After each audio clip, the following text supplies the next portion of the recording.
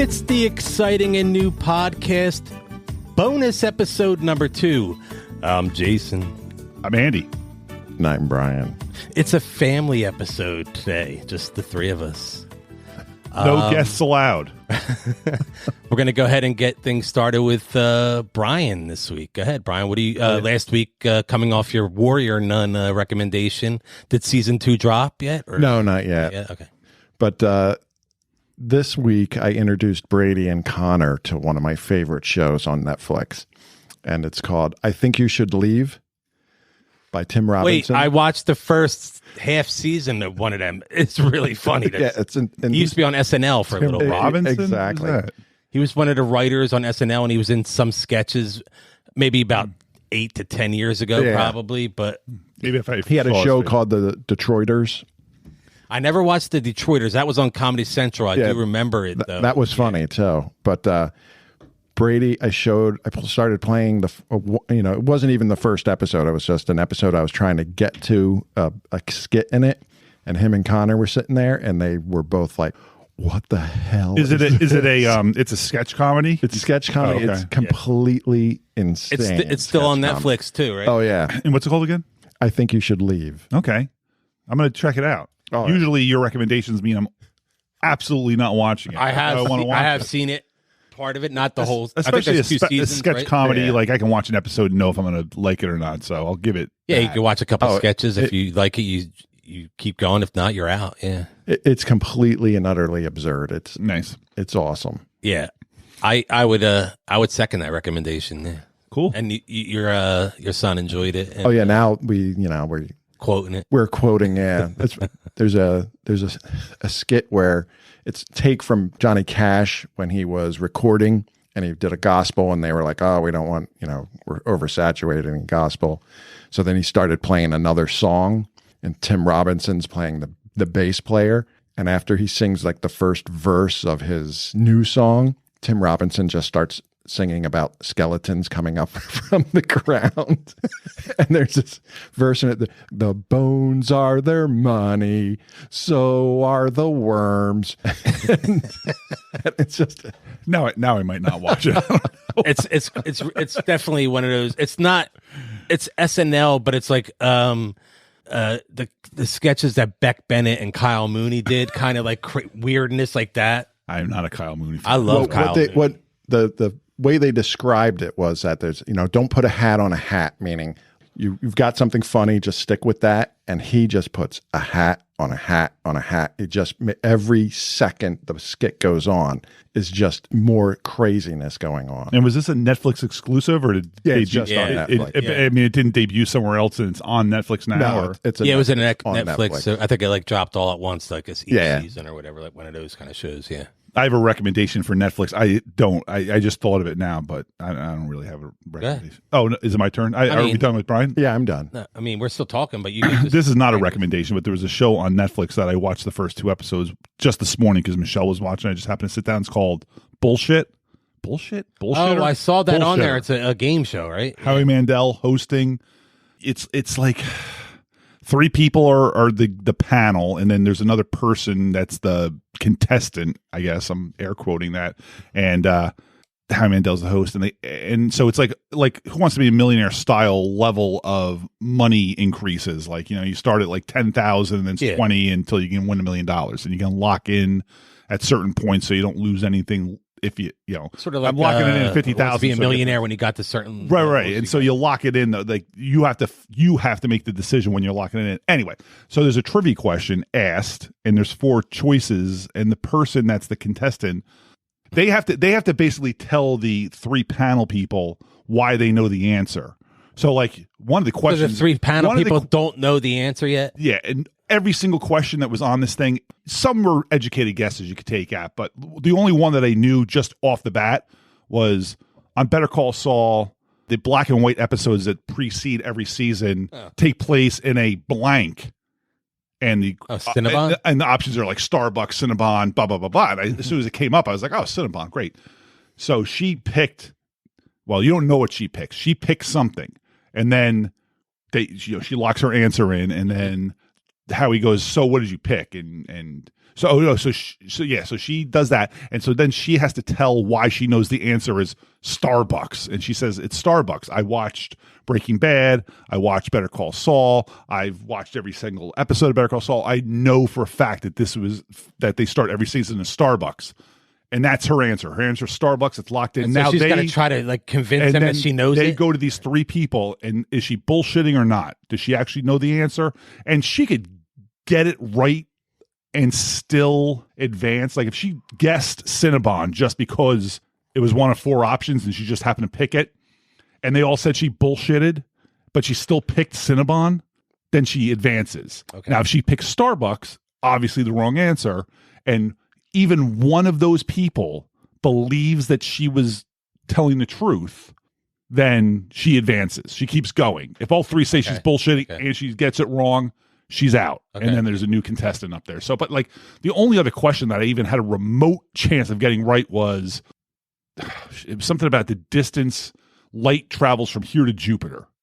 And it said like 4 seconds, 40 minutes, 4 years, 40 years or something like that. And those were the options. And it's 40 minutes or something like that. And that's the answer, 40 minutes? Yeah, but she guessed 4 years. But like when she locked in 4 years, she was like, I have a son. He's very into the planets. I read him books every night. She's like, I just happened to read the other night that they said Jupiter, the light takes 3 to 5 days to reach there, or years, whatever the fuck she said. And that was her answer. She lied. It was total bullshit. Yeah. And they called her on it, and that's what eliminated her.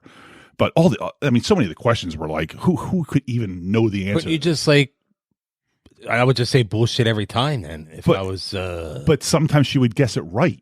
But I mean, I would want to just in case she got it wrong. So I would want to give her the. But like if she once she gets eliminated, or decides to eliminate her, like the first 2 people both walked away with $250,000. Damn. Yeah. So the first 2 people. As soon as the person's maybe out, I want to be on the person that guessed correctly the most times, bullshit or not bullshit, gets to be the new contestant. Oh, all right. You want to be right. Okay, you don't want to just call bullshit every time. Anyway, after all that, I'm not recommended. I stopped watching after like the halfway through the second show. Kind of made me want to watch. Yeah, it's not fun. I mean, Howie Mandel's fine. I like him as a host. I like Howie Mandel but too. It's just that Deal or No Deal. Like there's too much people trying to be. Like, they're all regular people, and they're trying to be a thing. Like, look how funny I am, because now I have the microphone, and I don't know. Almost like good. This is like their chance at, like, a casting director to see them. Something like that. Something like that. I think, I mean. So I don't recommend that. You hear That's not what I was going to bring to the table anyway today. You heard that a lot about game shows and everything, like, because, like, you would hear, like, the dating game shows and everything. That was a lot of actors. So it wasn't like Jim Carrey on the dating game or something like that? I believe Jim Carrey, Kirstie Alley was on there, and Meghan Markle was a Deal or No Deal. It was a briefcase lady. Yeah, that's right. I learned that today. Just today? Really? Yeah. How funny is it that just came up? Wow. And we're talking Howie Mandel. Like, what made you find that out today? What were you? I was just on a news aggregator, and something was on there about Howie Mandel, I think, maybe talking about his new show. Probably. But there was a picture of Meghan Markle, and I just clicked on it. That's really just strange how it's just.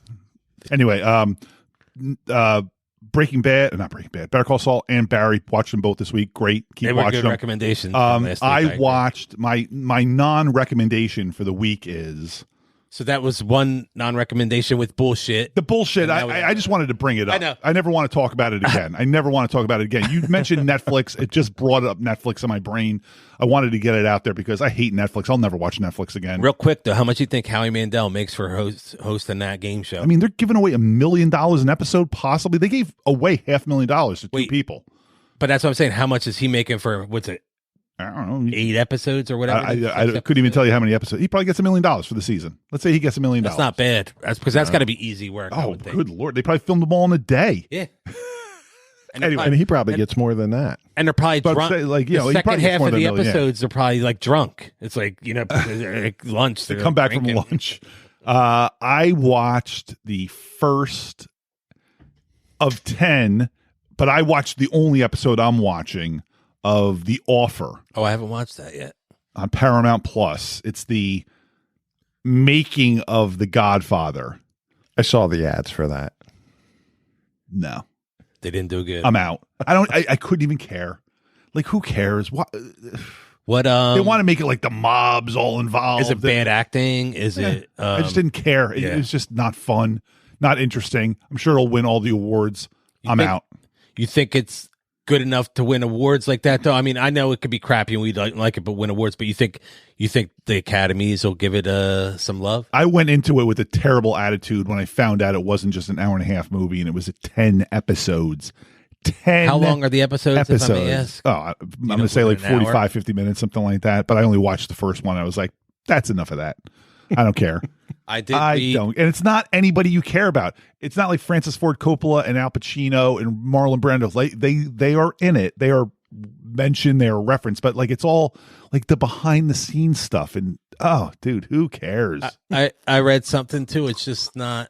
The story is false in a lot of parts already. Where I guess they have to make it real people said no, that didn't happen. That dinner took place at this place. My dad was there. Here's the picture. And if something took place in a different place, I don't know. But if they're just lying about the facts, that's lying about the facts. Does it matter where dinner took place? Well, no. The whole meeting was an important meeting, so there was something to do with that meeting and how they said it was something and something else. But it was really it was uninteresting. It wasn't enjoyable. I'm done after one episode. I will not watch anymore. Well, no, I haven't watched an episode, and I actually thought about watching an episode last night. I watched a little bit of Larry Sanders. I'll talk about that another week, maybe. But that's it. Yeah, I don't think I'm going to watch. So I have two non-recommendations this week. One that I meant to talk about, and one that I didn't want to talk about. I have a recommendation that I will recommend. I guess is the word I'm looking for here. It's season 1 of a show. It's on Showtime. It's called Yellowjackets. Real quick, I got the IMDb description. You mentioned that last week. Yeah, we were upstairs. Yeah. I think when we were outside on the deck. Yeah, when we were talking on the deck, because then that's when you said she wasn't going to be a chiller. No, like because she had to cancel or whatever. Yeah, which is this weekend. Yeah. So good thing she's not there because next time maybe she will be there.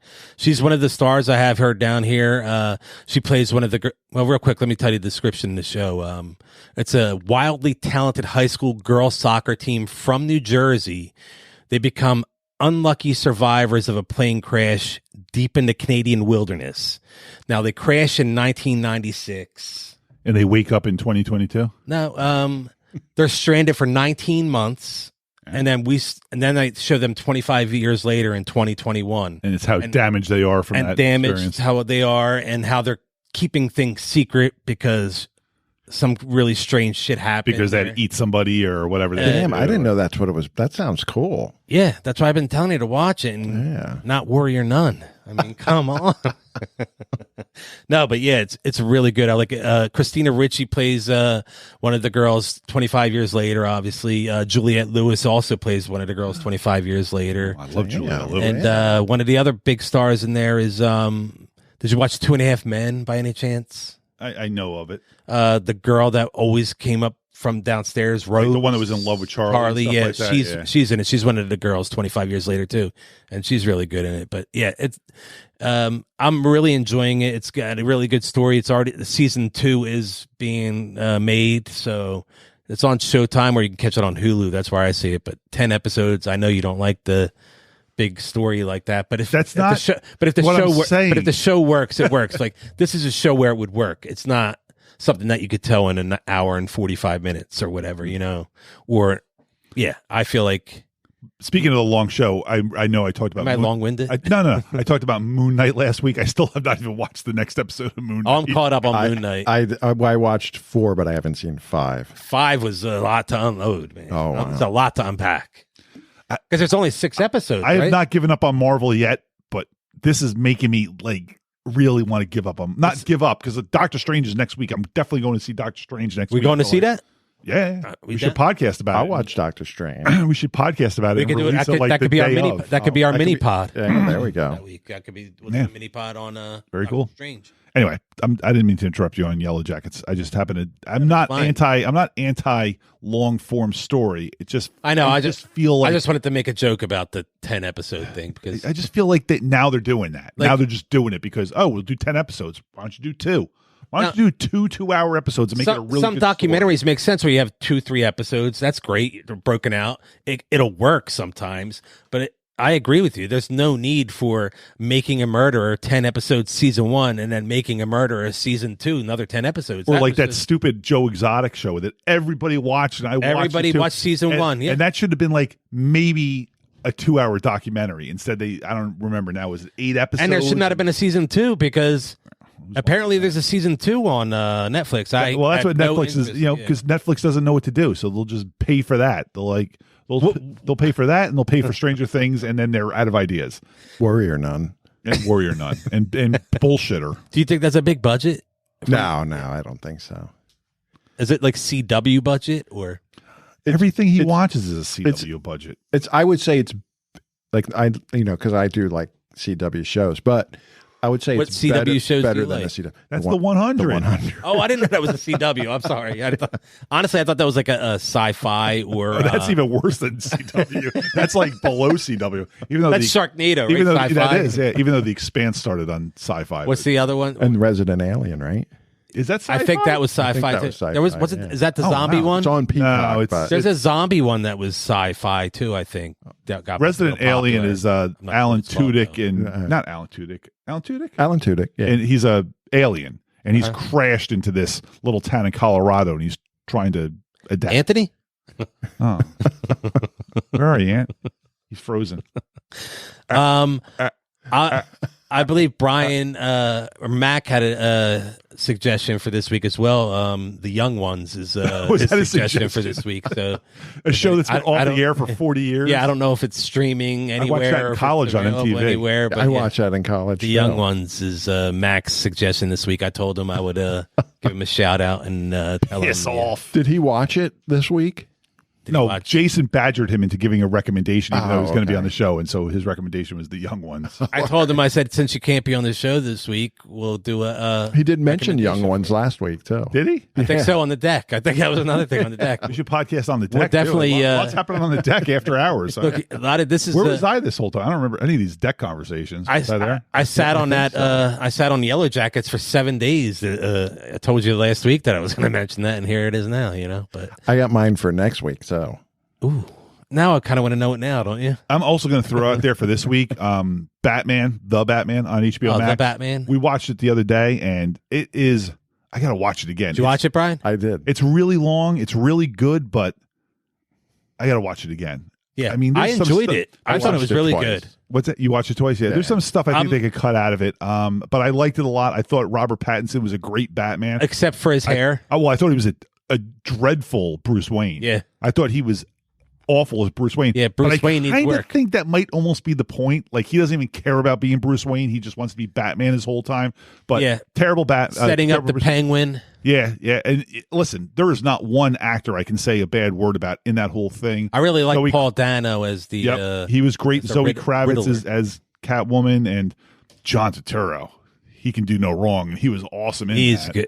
When he just, at one point, all you saw was his silhouette. Yeah. You knew it was. It was so funny because I screamed. I didn't scream. I was like, I didn't know John he was Turturro. in it. I'm like, nice. I didn't know he was in it until I saw him. Yeah, so that was when I was so excited that he was in it. Yeah, the only person I would say I was kind of like, was Andy Serkis as Alfred, because first of all, he was hardly in it, and he felt too young to me. Too young, and kind of like, I don't know.